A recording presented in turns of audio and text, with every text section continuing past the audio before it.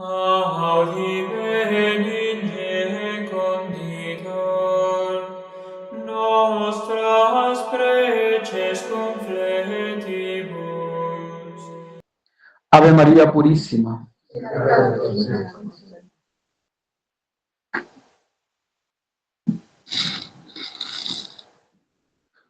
En el nombre del Padre, y del Hijo, y del Espíritu Santo. Amén.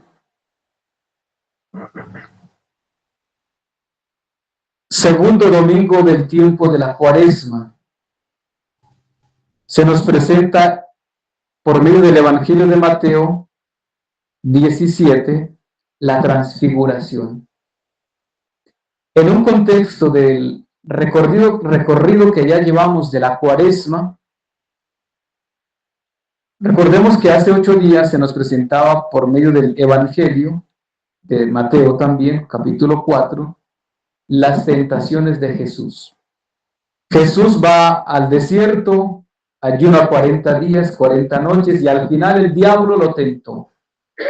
Si en verdad eres el Hijo de Dios, si en verdad tienes poder, si en verdad confías en Dios, el diablo, el tentador,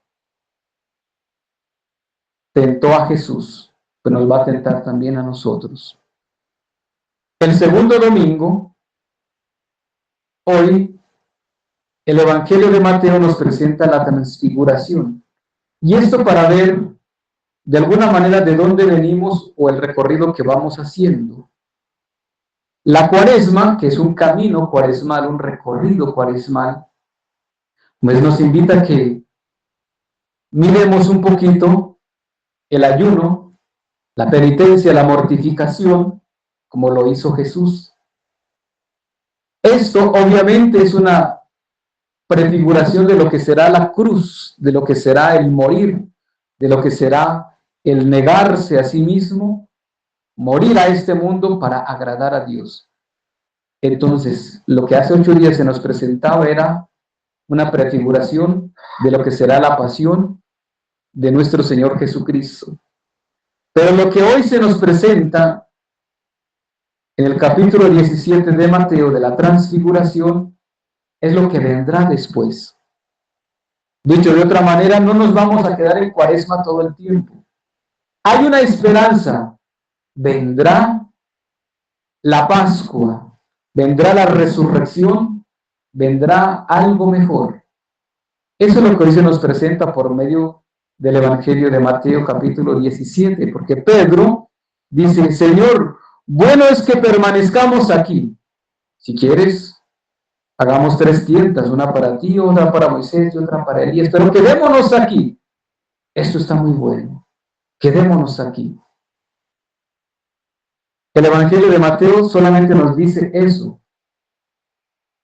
El Evangelio de Marcos, que lo especifica un poco más, de hecho fue el primer evangelio que es donde Mateo toma como fuente a Marcos, y Marcos dice, es que Pedro no sabía lo que decía, estaba tan emocionado, tan conmocionado, que no sabía lo que estaba diciendo. Es bueno que permanezcamos aquí, quedémonos aquí, Jesús, y te haremos una tienda para ti, para Moisés otra, pero quedémonos aquí. Pues Jesús les está mostrando lo que Él es, lo que Él es. Porque hasta ese momento habían visto en Jesús una persona humana, de carne y hueso.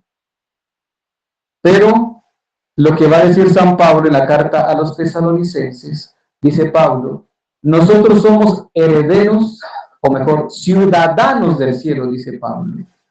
Nosotros somos ciudadanos del cielo y herederos también del cielo, de la promesa hecha por Dios. Pues si nosotros somos ciudadanos del cielo, decir que no somos de la tierra, vamos para el cielo, un canto lo dice así, somos peregrinos que vamos hacia el cielo. No somos de esta tierra, nuestra meta está en el cielo, no es aquí. Y Cristo les da a entender a los que lleva, ¿a quiénes lleva? A Pedro, Santiago y Juan, 3 de sus apóstoles. Y estos 3 que privilegiados son, también el Señor los va a probar después, porque aquí este texto tiene unos paralelos interesantes. Primero, cuando en el Getsemaní también lleva a Pedro, a Santiago y a Juan. Y Jesús les dice, quedaos aquí, velad y orad. Y Jesús se va a orar.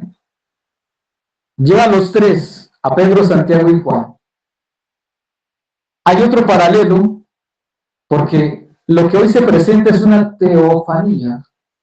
Teo de Dios, fanía de una manifestación. Es una manifestación. Teofanía quiere decir una manifestación de Dios. Dios se manifiesta lo que Él es. Si vemos ahora que celebramos la Epifanía o la manifestación, cuando Jesús nace, se presenta a los pastores, se presenta a los sabios de Oriente, se presenta a los humildes y sencillos. Ahí se manifiesta el Señor, hay una teofanía. Y hoy se manifiesta ya no siendo niño, sino que se manifiesta siendo Dios. El Evangelio de Mateo dice que en presencia de Pedro, Santiago y Juan se transfigura Jesús y aparece Jesús hablando con Moisés y Elías. Debemos tener claro que la presencia de Moisés y Elías, que son del Antiguo Testamento, es muy importante.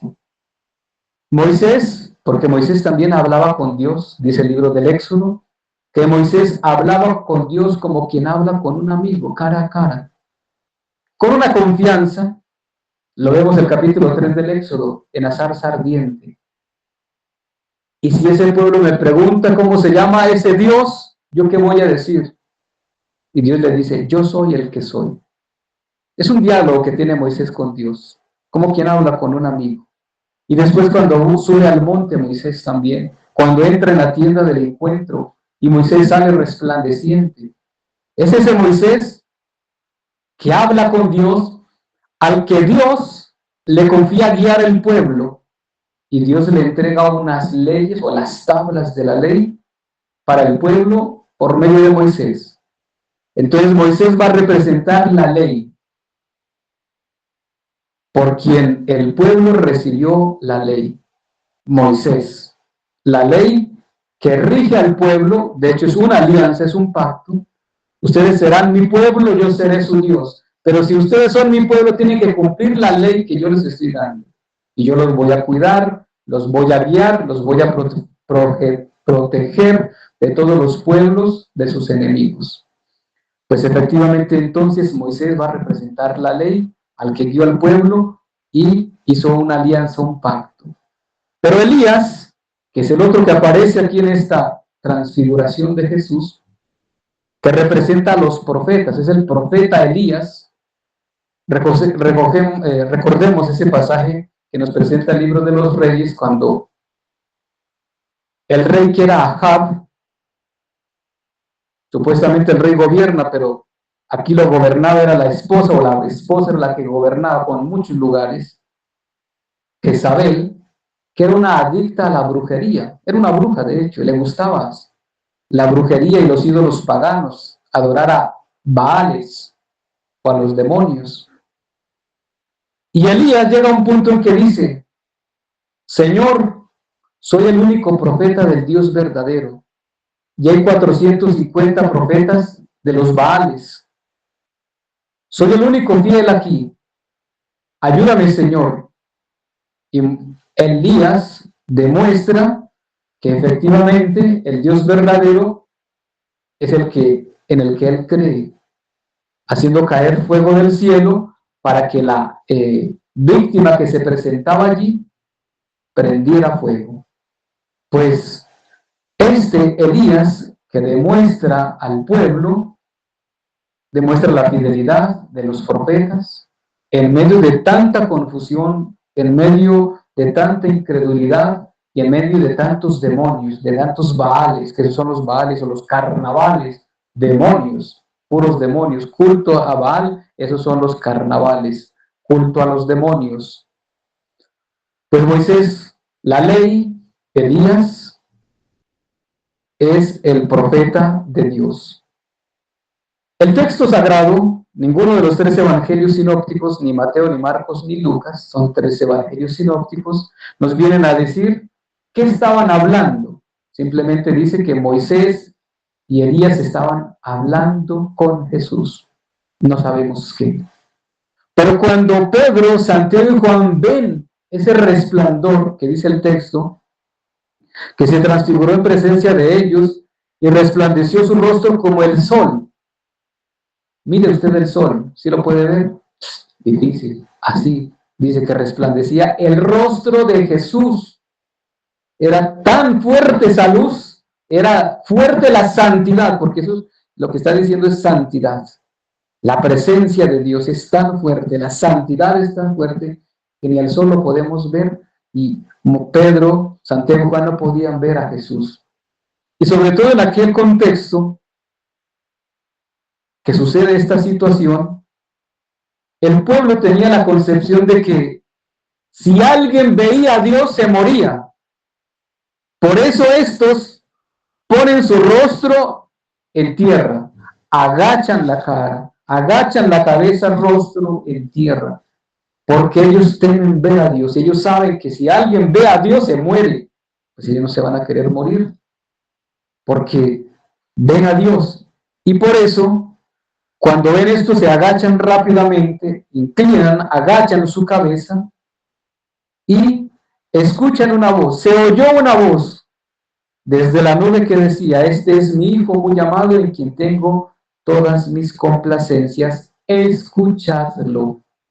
Aquí hay otro paralelo con otra de las epifanías de Jesús, cuando en el bautismo, Juan el Bautista, allí está justamente bautizando Juan el Bautista en el río Jordán a Jesús, y dice que del cielo se abrieron las nubes, viene el Espíritu Santo en forma de paloma, una voz, el Padre Celestial dice: este es mi Hijo amado, en que tengo mis complacencias, escuchadlo. Este es mi Hijo el amado. Es Dios diciéndole al pueblo, que en ese caso era Juan, aquí ya es a Pedro, Santiago y Juan: este es mi Hijo amado, en quien tengo todas mis complacencias, escuchadlo. Dios está presentando a su Hijo. De hecho, la carta a los Hebreos por eso viene a decir que Jesucristo no se otorgó para sí mismo la condición de sumo sacerdote, sino que la recibió de aquel que le dijo: este es mi Hijo amado, yo te he escogido hoy. Escúchelo, yo lo he escogido. Habla de Jesús como sumo sacerdote. Igualmente, el sacerdocio. Nadie se otorga esa tarea a sí mismo, sino que es Dios el que escoge, porque Cristo lo dice: no me habéis vosotros elegido a mí, fui yo el que los elegí. Diciéndoles a los apóstoles: yo los elegí a ustedes. El sacerdocio es igual. Pero volvemos a la transfiguración. Jesús entonces se transfigura, se resplandece, se muestra lo que es Dios.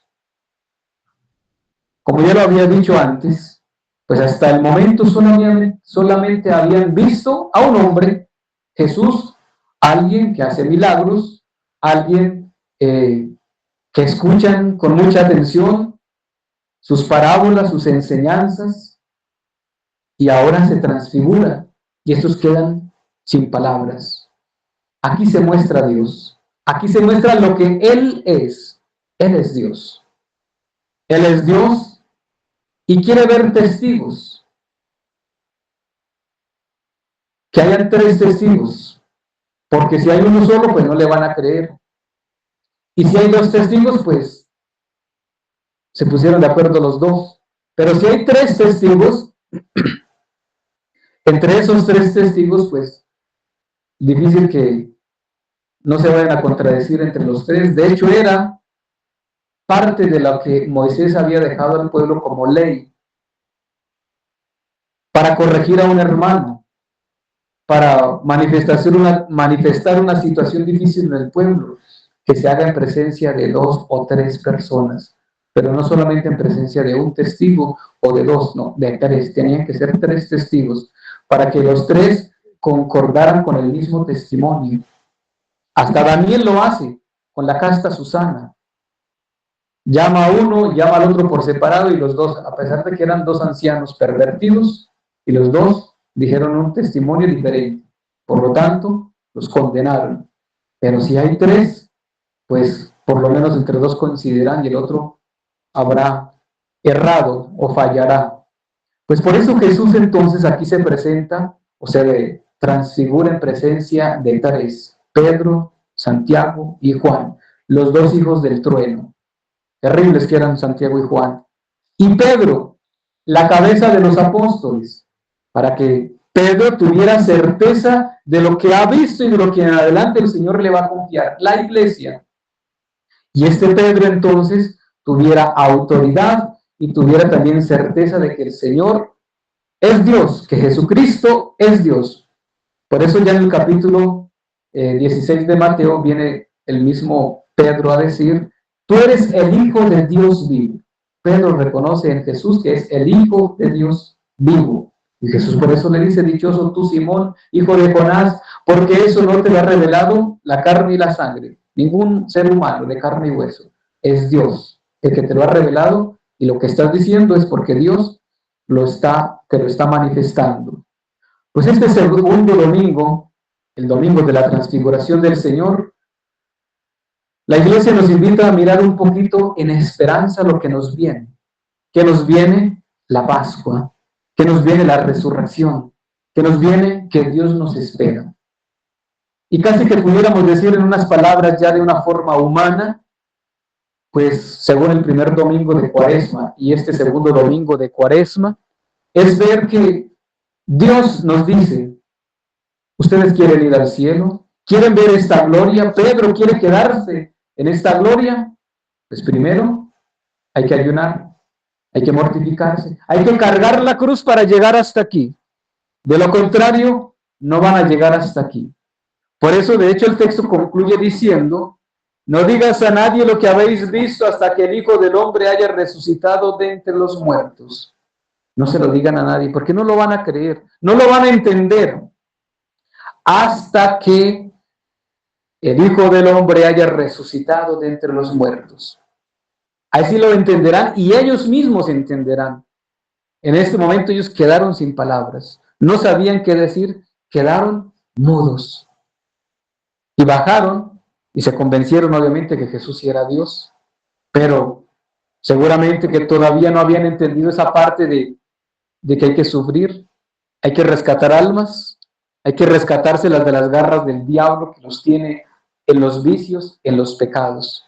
Y es a eso que nos invita justamente ese texto en esta Cuaresma, a que dejemos los vicios, a que dejemos el pecado, que nos desprendamos de las garras del diablo, muramos a nosotros mismos, a los placeres, a todo lo que es la concupiscencia, como dice hoy Pablo en la epístola o primera lectura, Tesalonicenses capítulo 4, que Pablo dice: los exhortamos en nuestro Señor Jesucristo a que lo que han aprendido lo mantengan, porque ya sabéis los preceptos, las normas, los mandamientos, porque nosotros estamos invitados a la santificación.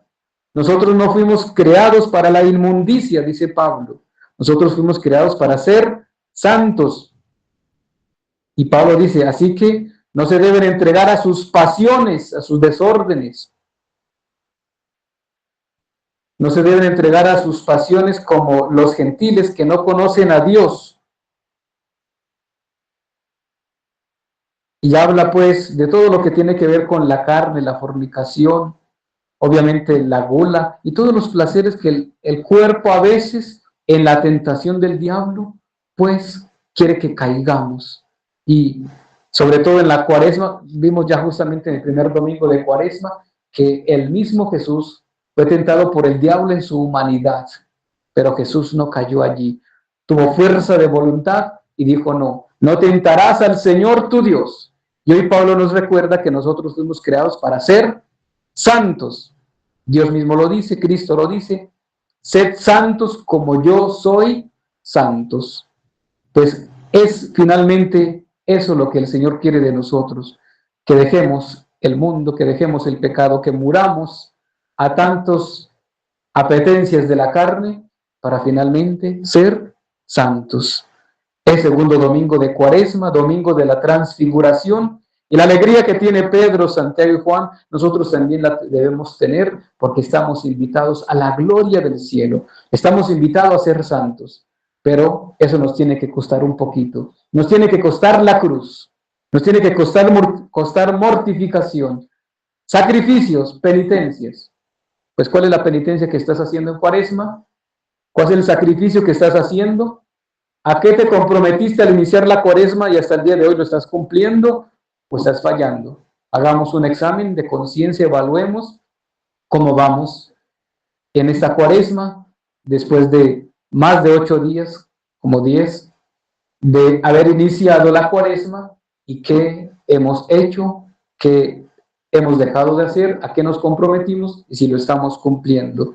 Recordemos que nos espera la gloria del cielo, nos espera Dios para ser santos, nos espera el Rey del cielo resplandeciente de gloria para que nosotros vayamos allí y disfrutemos también de la gloria, como lo vio Pedro, Santiago y Juan, que nosotros también lo veamos, pero que lo disfrutemos eternamente.